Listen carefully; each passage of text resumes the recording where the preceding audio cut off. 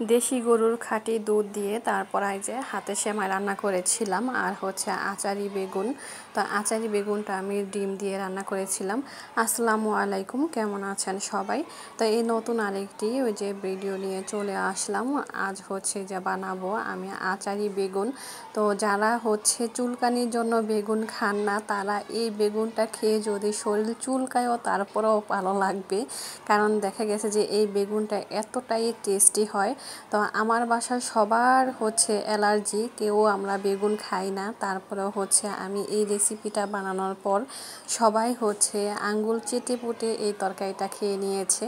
তো এই যে আমি বেগুনগুলোকে ভালোভাবে হচ্ছে ধুয়ে তারপরে কেটে মশলা মাখিয়ে এই যে প্রথমে বেগুনগুলোকে আমি ভেজে নিচ্ছি। তো দেখা গেছে যে এমন গোল গোল বেগুনগুলো দিয়ে এই তরকারিটা রান্না করলে দেখতেও সুন্দর হয় আর খেতেও ভালো লাগে। আর এই যে আমি সন্ধ্যাবেলা হচ্ছে নাস্তার জন্য সেমাই রেডি করে নিচ্ছি। তো দেশি গরুর একদম পিওর খাঁটি দুধ দিয়ে তারপরে যা হাতের সেমাই রান্না করেছিলাম, আর এই সেমাইটা খেতে এতটাই টেস্টি ছিল।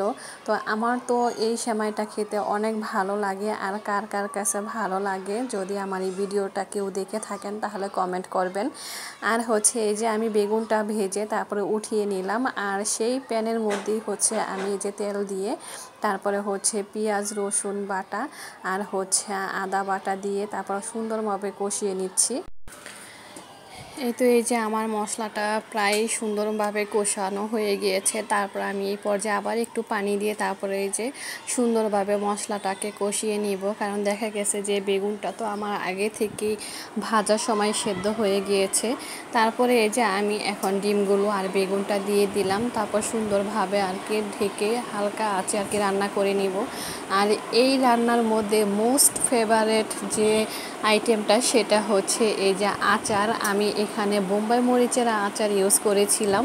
তো এই যে আমার রান্নাটা অলমোস্ট ডান। তারপরে এই যে খেতে বসেছি, আর খেয়ে তো সবাই বলতেছে যেহেতু একটা নতুন নতুন আইটেম যদি সংসারের মধ্যে দেখা গেছে যে রান্না করে সব সদস্যদের খাওয়ানো হয়, তখন মানে এটা রিভিউটাই থাকে অন্যরকম। তা